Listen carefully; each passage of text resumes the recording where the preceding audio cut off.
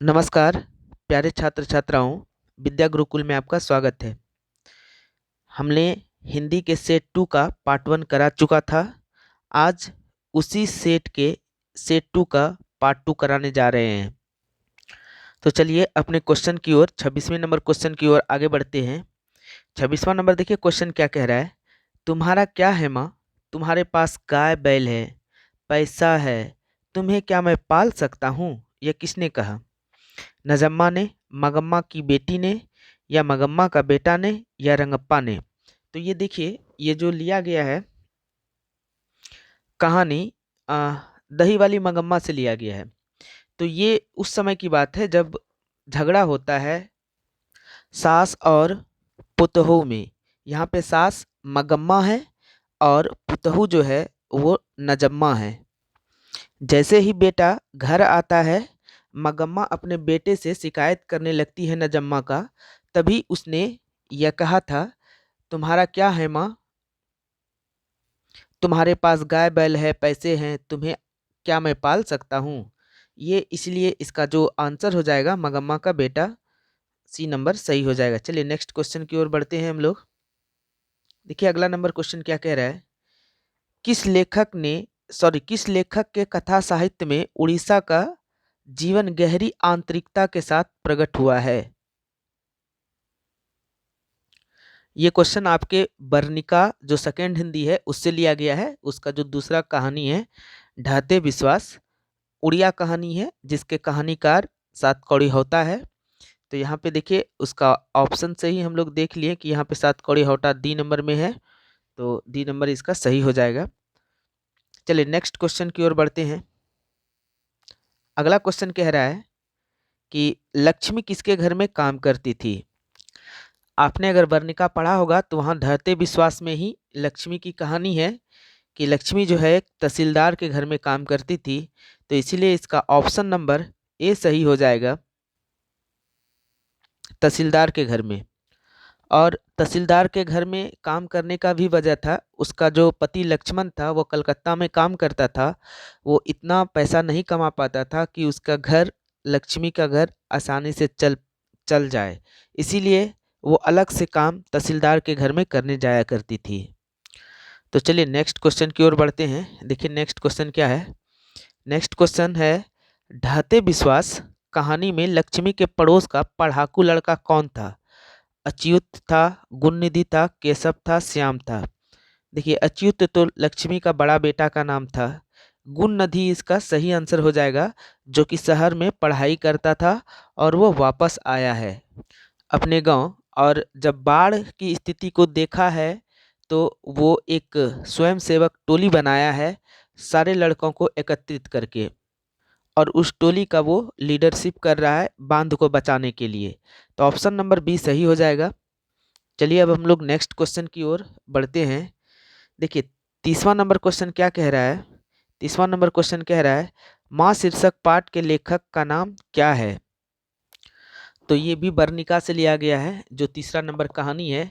देखिए माँ माँ जो है एक गुजराती कहानी है, जो इसके कहानीकार जो है ईश्वर पैटलीकर है। तो यहाँ पे माँ शीर्षक पाठ के लेखक का नाम क्या है? तो यहाँ पे इसका ऑप्शन जो भी हो इसमें ईश्वर पैटलीकर आ जाएगा आंसर में। तो चलिए नेक्स्ट हम लोग पेज पे बढ़ते हैं अपने अगले स्लाइड पे। तो वहाँ से देखते हैं कि इसका ऑप्शन क्या क्या है। तो उसके ऑप्शन पे ही हम लोग टिक करेंगे। तो देखिए आ ही गया। ऑप्शन नंबर ए सुजाता है, ऑप्शन नंबर बी सातकौड़ी होता है, ऑप्शन नंबर सी ईश्वर पैटलीकर है, ऑप्शन नंबर डी श्रीनिवास है। तो यहाँ पे ईश्वर पैटलीकर हो जाएगा। माँ एक गुजराती कहानी है, आप लोग याद रखिएगा। और माँ एक भावना प्रधान कहानी भी कह सकते हैं, क्योंकि इसमें एक पागल बेटी है मंगू, जो कि अस्पताल में माँ भर्ती नहीं कराना चाहती, उसकी सेवा देख रेख सब चीज़ करती है उसकी माँ ही। तो चलिए नेक्स्ट क्वेश्चन की ओर बढ़ते हैं। माँ जी लोगों को अस्पताल के लिए किसकी उपमा देती थी? ऑप्शन ए है घर की, ऑप्शन बी है झोपड़ी की, ऑप्शन सी है गौशालाओं की, ऑप्शन सी है कैद खानों की। तो इसका जो आंसर हो जाएगा वो सी नंबर हो जाएगा, गौशाला की। क्योंकि जब देखिए ये बात आती है कि माँ हर हमेशा कहती है कि अस्पताल गौशाला जैसा होगा और शायद मंगू मर गई तो और कुटुंब का छुटकारा हो जाएगा। यानी कि यहाँ पे माँ हर हमेशा गौशालाओं का ही उदाहरण दिया करती थी। तो चलिए नेक्स्ट क्वेश्चन की ओर बढ़ते हैं। 32वां नंबर देखिए क्वेश्चन क्या कह रहा है कि पापति पापति के चारों ओर खड़े डॉक्टरों ने बारी बारी से आकर किसकी सहायता से उसकी आंख के भीतर भाग का परीक्षण किया। ये भी आपके वर्णिका से लिया गया है। चौथी कहानी जो है नगर, उससे ये एक तमिल कहानी है। इसके कहानीकार सुजाता है। देखिए पापति जो है इसको मेनिंजाइटिस बुखार था। तो वही यहाँ पे ऑप्शन के अनुसार अब हम लोगों को चुनना है कौन सा इसमें सही है। पहला है ऑप्थलम स्कोप से, ऑप्शन बी है स्टेटोस्कोप से, ऑप्शन सी है प्रोक्टोस्कोप से, ऑप्शन डी है इंडोस्कोप से। तो इसका जो सही आंसर हो जाएगा ए नंबर ऑप्थलम स्कोप से। क्योंकि जब वो स्ट्रेचर पर बेहोश पड़ी थी पापति, तो उसको 6 डॉक्टर घेर के खड़े हुए थे और वहाँ बड़े डॉक्टर ने उसका सिर घुमाया, उसके पलके उठाकर देखा, गलों में उंगली दबाया, फिर इस तरह से बोलता है एक्यूरेट केस ऑफ मेनिंजाइटिस। सब फिर उसको बारी बारी डॉक्टरों ने चेक किया था ऑप्थेल्मोस्कोप से, इसलिए इसका ऑप्शन ए हो जाएगा। चलिए नेक्स्ट क्वेश्चन की ओर हम लोग बढ़ते हैं। अगला क्वेश्चन देखिए क्या कह रहा है। अगला क्वेश्चन है 33वां नंबर। अरे अपनी अमीरी दिखाने के लिए रसमलाई भेजी है क्या, ये किसने कहा। ये भी हमारे सेकेंड हिंदी के वर्णिका से लिया गया है। धरती कब तक घूमेगी जो एक राजस्थानी कहानी है। इसके कहानीकार आप लोगों को पता होगा सावरदैया है। तो इसमें से जब देखिए इस कहानी में माँ क्या करती है, माँ को अलग अलग बेटाओं के पास महीने भर में जाना होता है। तो जब ये बिज्जू के यहाँ थी, मतलब माँ जो थी बिज्जू के यहाँ थी, तो एक दिन जो है नारायण की पत्नी ने अपने बेटे के जन्मदिन पर रसमलाई भेज दी।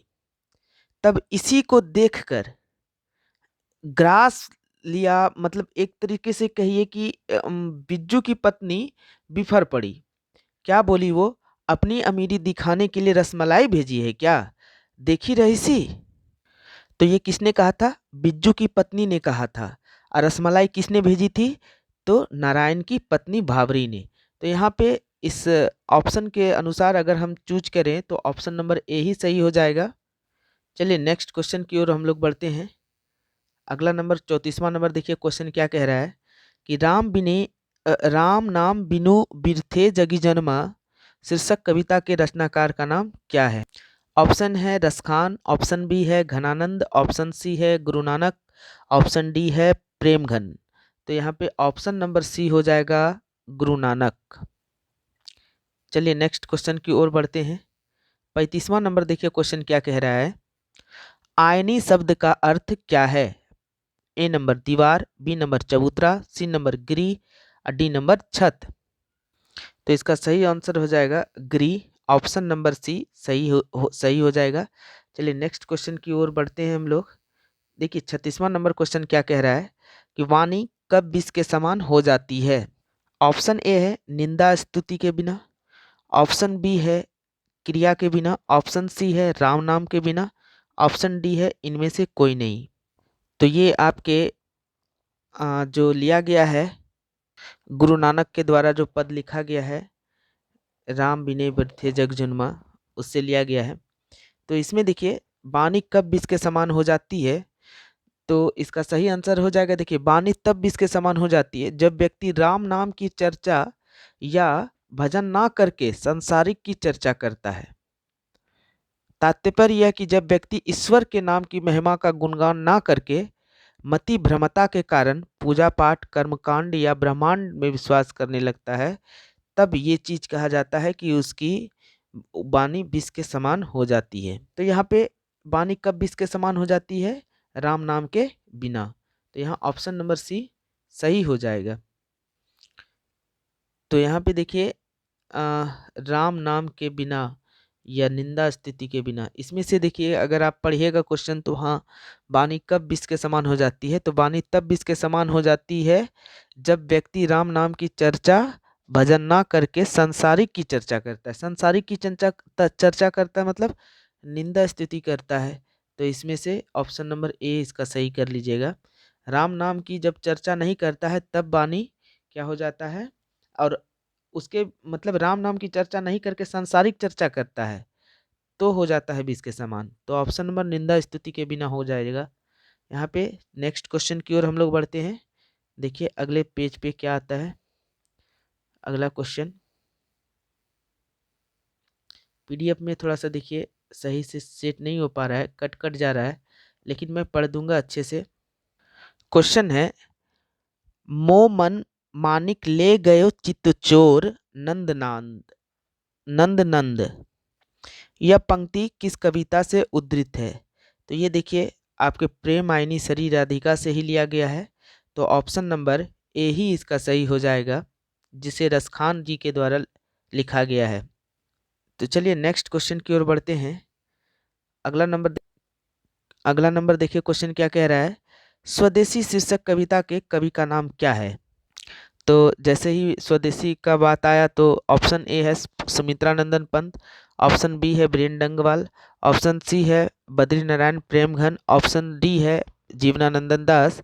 तो देखिए स्वदेशी स्वदेशी जो लिखा है बद्री नारायण चौधरी प्रेमघन जी के द्वारा लिखा गया है। तो ऑप्शन नंबर इसका सी सही हो जाएगा। अब आप लोगों को बताना है सुमित्रा नंदन पंत के द्वारा कमेंट में कौन सा कविता लिखा गया है। चलिए नेक्स्ट क्वेश्चन की ओर हम लोग बढ़ते हैं। निम्न में से कौन सी रचना बद्री नारायण चौधरी प्रेमघन की है? भारत माता, ऑप्शन बी लौट कर आऊंगा फिर, ऑप्शन सी एक वृक्ष की हत्या, डी जीर्ण जीर्ण जनपद। तो देखिए यहाँ पे जो ऑप्शन है भारत माता, तो भारत माता किसने लिखा है? सुमित्रानंदन पंत ने लिखा है। और लौट कर आऊंगा फिर तो ये जीवनानंदन दास जी के द्वारा लिखा गया है। एक वृक्ष की हत्या तो ये नहीं कुंवर नारायण जी के द्वारा लिखा गया है। एक जीर्ण पद है, जीर्ण जनपद है। तो यहाँ पे इसके बारे में थोड़ा सा जान लेते हैं। ऑप्शन में कोई बचा नहीं बद्री नारायण प्रेमघन जी के द्वारा, तो ये डी नंबर ही सही हो जाएगा ऐसे भी। तो देखिए ये जो प्रेमघन सर्वस्व नाम से संग्रहित है ये स्वदेशी, और भारत सौभाग्य तथा समागम इसके प्रसिद्ध नाटक हैं। तो जीर्ण जनपद एक काव्य ग्रंथ है। तो जीर्ण जनपद क्या है? एक काव्य ग्रंथ है। तो ऑप्शन नंबर डी सही हो जाएगा, जिसकी रचनाकार कौन है? बद्री नारायण चौधरी प्रेमघन जी हैं। तो चलिए नेक्स्ट क्वेश्चन की ओर हम लोग बढ़ते हैं। 40वां नंबर देखिए क्वेश्चन क्या कह रहा है। स्वदेशी कविता किससे संकलित है? ऑप्शन ऑप्शन ए है जीर्ण जनपद से, ऑप्शन बी है हरे को हरिनाम से, ऑप्शन सी है प्रेमघन सर्वस्व से, ऑप्शन डी है परशुराम की प्रतीक्षा से।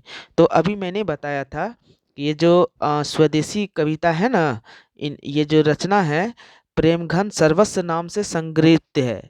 और तो इसका ऑप्शन नंबर सी ही सही हो जाएगा, सी इसका ऑप्शन सही हो जाएगा।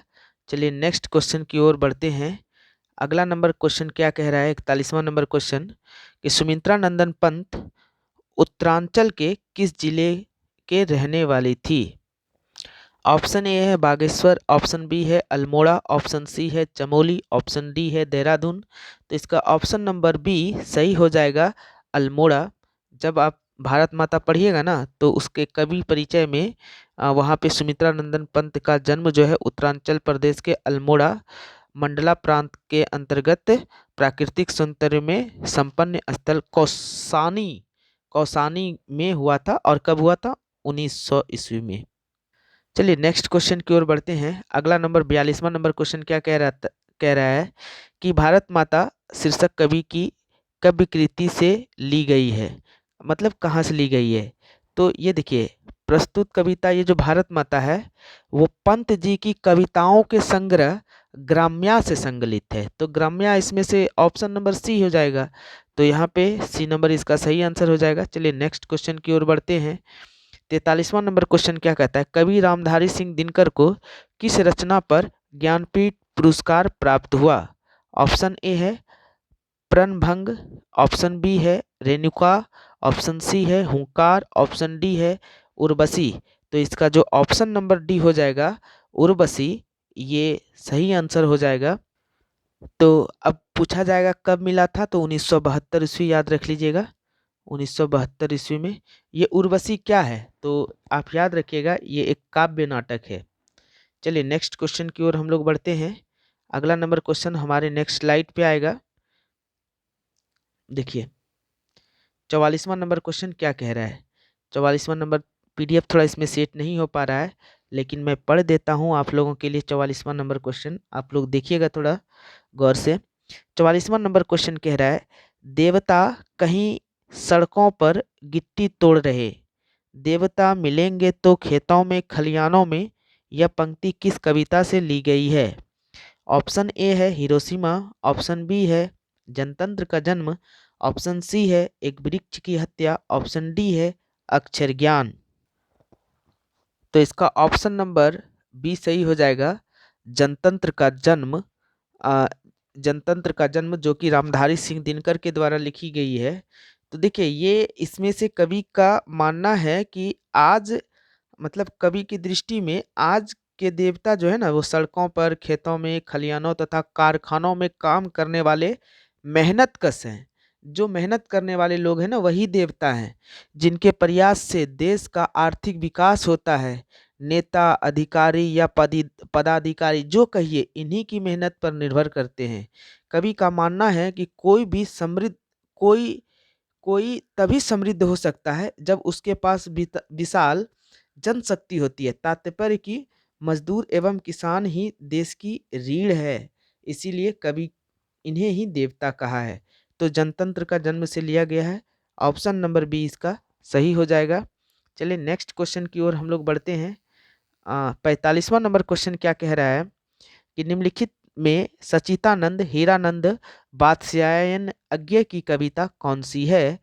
ऑप्शन ए है लौट कर आऊँगा फिर, ऑप्शन बी है जनतंत्र का जन्म, ऑप्शन सी है मेरे बिना तुम प्रभु, ऑप्शन डी है हिरोशिमा। तो देखिए यहाँ पे ऑप्शन जो हो जाएगा डी हिरोशिमा। लौट कर आऊँगा फिर तो किसने लिखा है, तो जीवनानंदन दास जी के द्वारा लिखा गया है। और जनतंत्र का जन्म रामधारी सिंह दिनकर, मेरे बिना तुम प्रभु रेनर मारिया रिल्के, हिरोशिमा बचा तो हिरोशिमा किसके द्वारा लिखा गया है, सचितानंद हीरानंद वात्स्यायन अज्ञे के द्वारा लिखा गया है। तो ऑप्शन नंबर डी इसका सही हो जाएगा। चलिए नेक्स्ट क्वेश्चन की ओर बढ़ते हैं। 46वां नंबर देखिए क्वेश्चन क्या कह रहा है, कुंवर नारायण रचित इन दिनों साहित्य की कौन सी विधा है? इन दिनों, यहाँ पे देखिए ये इन दिनों जो लिखा गया है इसके बारे में बात कर रहा है कि इन दिनों कुंवर नारायण के द्वारा रचित इन दिनों साहित्य की कौन सी विधा है? काव्य संग्रह है, कहानी संग्रह है, साक्षात्कार है, या तो फिर समीक्षा है। तो यहाँ पे देखिए आंसर हो जाएगा काव्य संग्रह। इसका सही आंसर हो जाएगा काव्य संग्रह। चलिए नेक्स्ट क्वेश्चन की ओर बढ़ते हैं। अगला क्वेश्चन कह रहा है, हमारी नींद के दौरान कुछ इंच बढ़ गए पेड़, ये किस पंक्ति की है? स्वदेशी की, हमारी नींद की, हिरोशिमा की, जनतंत्र का जन्म का। तो यहाँ पे हमारी नींद की हो जाएगी, क्योंकि देखिए जब बीज अंकुरित होता है तो जब जल्दी वो बढ़ता है, तो उसी से लिया गया है हमारी नींद से। और हमारी नींद के कवि जो हैं बीरेन डंगवाल जी हैं। तो उनके ही इसमें से जो लिखा गया है कि जब वो नींद मतलब एक जब अंकुरित बीज होता है ना तो वो जल्दी विकसित हो जाता है। तो इसीलिए यहाँ पे कुछ इंच बढ़ गए पेड़, यह पंक्ति किस कविता की है? तो हमारी नींद से है। चलिए नेक्स्ट क्वेश्चन की ओर हम लोग बढ़ते हैं। अगला क्वेश्चन कह रहा है, कवयित्री अनामिका के पिता का नाम क्या था? ये हमारे हिंदी के गोधलू से फर्स्ट हिंदी से लिया गया है। हिंदी में गोधलू जो है वो फर्स्ट हिंदी है, अपर्णिका जो है वो सेकंड हिंदी है। तो देखिए अक्षर ज्ञान ये 10वां जो कविता है अनामिका जी के द्वारा उसी से है। जब आप उनके जीवन परिचय को पढ़िएगा तो आप लोगों को पता होगा कि ये मतलब इनकी पहचान एक कवयित्री के रूप में जो हुई थी, वो मुजफ्फरपुर की रहने वाली, बिहार के मुजफ्फरपुर में ही इनका जन्म हुआ था 1961 ईस्वी में। इनके पिता का नाम क्या था? तो श्याम नंदन किशोर। तो यहाँ पे इसमें से ऑप्शन नंबर ए ही सही हो जाएगा, श्याम नंदन किशोर। चलिए नेक्स्ट क्वेश्चन की ओर बढ़ते हैं। अगला नंबर क्वेश्चन कह रहा है कि अनुष्टुप किसकी रचना है? ऑप्शन ए है प्रेमघन की, ऑप्शन बी है सुमित्रा नंदन पंत की, ऑप्शन सी है अनामिका की, ऑप्शन डी है गुरु नानक की। अनुष्टुप एक काव्य संकलन है जो कि अनामिका जी के द्वारा लिखा गया है। तो ऑप्शन नंबर यहाँ पे सी सही हो जाएगा। देखिए इनके द्वारा बहुत सारी रचनाएं लिखा गया है, जैसे गलत पते की चिट्ठी, बीजा अक्षर और एक अनुष्टुप अभी तो बता ही दिए जो कि काव्य संकलन है। तो ये सब चीज़ें इनके द्वारा लिखा गया है। तो चलिए नेक्स्ट क्वेश्चन की ओर बढ़ते हैं हम लोग। अगला क्वेश्चन देखिए क्या कह रहा है। अक्षर ज्ञान शीर्षक कविता में बेटे अंघौ के डॉ को क्या समझता है? तो इसका ऑप्शन जो है वो नेक्स्ट पेज पर मिलेगा। मैं एक बार फिर से क्वेश्चन पढ़ दूंगा। ऑप्शन यहाँ पे देख लेते हैं। ऑप्शन नंबर ए है बहन, ऑप्शन नंबर बी है बेटी, ऑप्शन नंबर बेटी या नहीं बेटा है, और ऑप्शन नंबर सी है माँ, ऑप्शन डी नंबर है दादी। तो इसका सही आंसर जो हो जाएगा वो सी नंबर हो जाएगा माँ।